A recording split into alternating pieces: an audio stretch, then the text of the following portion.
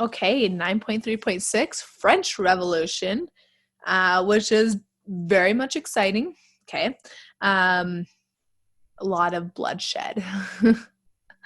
If you remember one thing about French Revolution is want for freedom, guillotine, many heads being lost. They won for a little bit and then they lost, and then they came back and won again and kept a republic. So anyways, that's the French Revolution in a nutshell. So the republic that they had won once they had revolted was it only lasted 12 years. But it wasn't a failure, and that's because it did go back to a monarchy for a while later, but it was like an enlightened monarchy.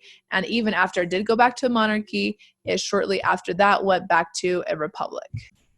And one other thing that was great when the French had their revolution was it helped also inspire other revolutions to happen, especially the Haiti or Haitian Revolution, which is going to be talked about in the next quiz.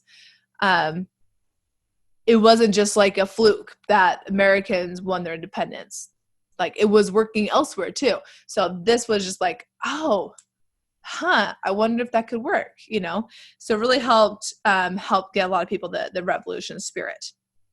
The Enlightenment was going on, right? We know a lot about the Enlightenment now, and they got what's called the Enlightenment ideals are fighting against something that's called the divine right of kings. So what that means is, before the Enlightenment, it was pretty much well understood that there's a divine right, or basically God, whoever their God was, appointed who their king was. So he had their God's blessing, so of course he should rule, and whatever he did was supposed to happen because he has God's blessing, right? And so they use that, unfortunately, many monarchs use that to do horrible things, saying, well, I've been given the power from God, so who are you to go against God? So Enlightenment ideals are kind of fighting against this thinking of the divine right of kings. So France is already in trouble because they were fighting against, or they helped pay for the American Revolution. They already were in financial trouble, but even before, honey, you're going to step on my computer. Even before they helped with the American Revolution, and now that they help pay for it, now they're in even worse trouble after that. So they needed money, okay? So they didn't want to just have taxes. What they had is they got a council together. This council is made of people from all three of the estates. So these three estates are basically three social classes. The first estate is the clergy, the very, they're high and good with God, right? Second estate is the nobility. Okay, people who have lots of money, really rich, lots of land, lots of people working for them. And the third estate, or the third class, is basically everybody else. Peasants, workers, merchants, everybody else. Okay, so all three members from all three of these were in this council. The third estate knew that whatever happened, this was going to be the worst for them, because guess what? Clergy, I'm a member, I help, God's will, so I shouldn't pay taxes. And nobility they don't have to pay taxes either, so guess who's going to pay all the taxes? The third estate. So they're thinking, why should the first and second estate choose if we have taxes or not? Because they don't even pay for it. It's always us. So, I mean, I would be very upset too, right? So the third estate, they break away. They form something that's called a National Assembly, okay? This is where they try to give everybody equal saying. They actually met on the tennis courts, and they had something that's called the tennis court oath. Anyways, it's not important. It's just cool. You should look it up. So this is causing a lot of rising tensions, because a lot of people from the first and second estates are thinking, what's going on? They're kind of, what are they going to do? Are they going to try to, fight against us? And nobody's listening to the third estate. So tensions are getting so bad that eventually, after some other things happen, the third estate comes up to the Bastille, which is basically where the armory of the French palace is like a palace that holds ton of armory. So they come and they destroy it, and they take all the armory of weapons, basically, that is there. So this is a picture or a painting of the storming of the Bastille.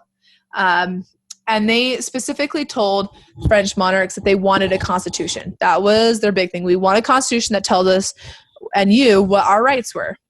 So at first they wanted what's called a constitutional monarchy.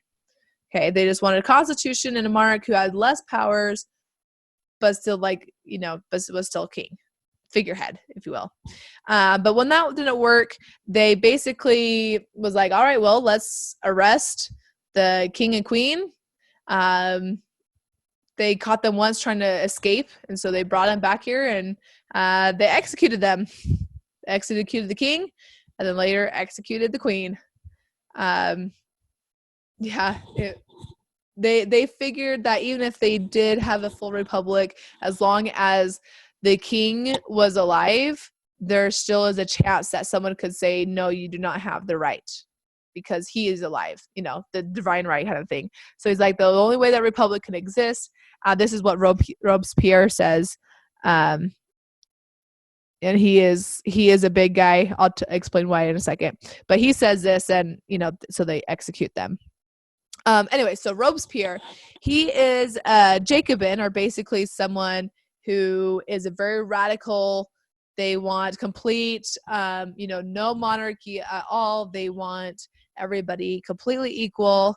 They wanted a lot more power to commoners and not so much the nobles and the rich people.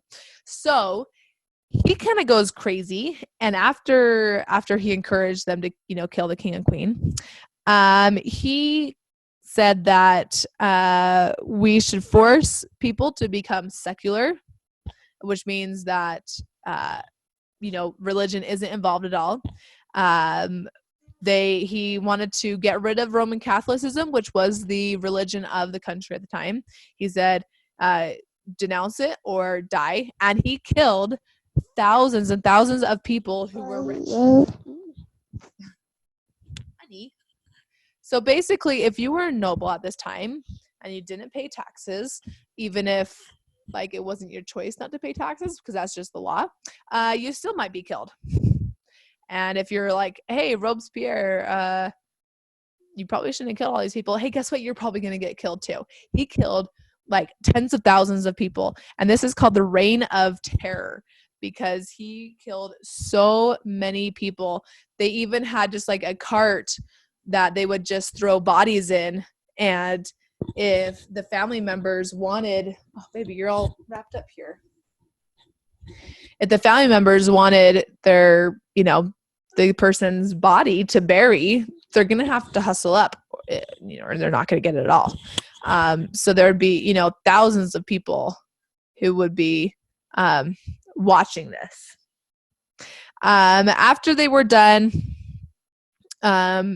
with this reign of terror, they set up a government. They had what's called 5 directories, or basically 5 different groups who share power equally. They were really weak. So Napoleon comes in. Napoleon overthrows the government and becomes consulate, basically an emperor, right? Emperor Napoleon, if you will. So he, this is where the 12 years are over, and he basically resumes a monarchy, right? He did do, some good and bad things. These are his wars. Basically, he wanted to expand their land. So as you can see, the red, that's all the areas that they expanded to.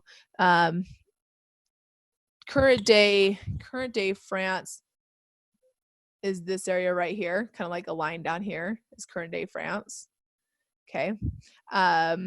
You've got Germany right here, but they expanded here, all the way here, all the way down there. So, that's what Napoleon did. And these were his Napoleonic Wars, where he expanded his country, his land. He did have Enlightenment changes happen in his country. But he still was the emperor. He still had all power. And even in the colonies that France was controlling, he did not do fully enlightenment. Like, so he was kind of enlightened, but kind of not, you know. He is just kind of like probably just trying to save face, I'm sure. Let's see. So he was exiled after he tried to invade Russia. He failed. People just can't invade Russia. They always die from the winter because he tried and it failed, and Hitler tried and he failed. So people should just stop trying. So yeah, he does that, and then and so after that, it restores the monarchy to full power. The old monarchy line comes back into power, and resumes the monarchy. And then Napoleon came back the very next day. No, not the very next day.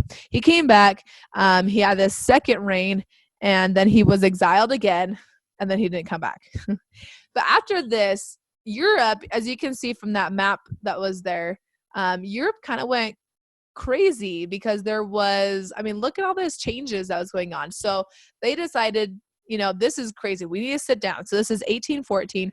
They sit down and have this Congress of Vienna, who they're basically like, all right, we need to balance power in Europe. You are going to have this area, you're going to have this area, and we're going to just kind of try to keep things peaceful for a while. It worked for almost 100 years. Leroy. Oh my gosh. Anyways, the Congress of Vienna may have failed because the most powerful groups in Europe kind of rejected what they said. So, yeah. And that's why we still have wars after this, right? It's just, yeah. Anyways, the end of this unit is talking about documents. There's really only a few documents that it really talks about that you need to make sure that you know about. First off, you know what democracy is. Democracy is power of the people, equality, people directly determine the laws, everybody's equal, everybody obeys the laws and follows the laws, so it's just more of like equality, right? It's all of the above. Anyway, so three main documents that I was talking about. English Bill of Rights was in England. Basically, they wanted to just make sure that a monarch had less power. It's one of the earliest, very earliest Enlightenment changes that happened in Europe. And then we have the Declaration of Independence and the Constitution, which was in America. And then we have third, it's hard to wiggle that finger, Declaration of Rights of Man and the Citizen, which is basically the Declaration of Rights in France. So they said that this is our rights that we're going to have here in France now. So all three of them declared their rights as citizens that everybody should have, and help the Enlightenment ideals get pushed further, and helped equality get pushed further in all of these countries that they're talking about. So that's the end of this quiz.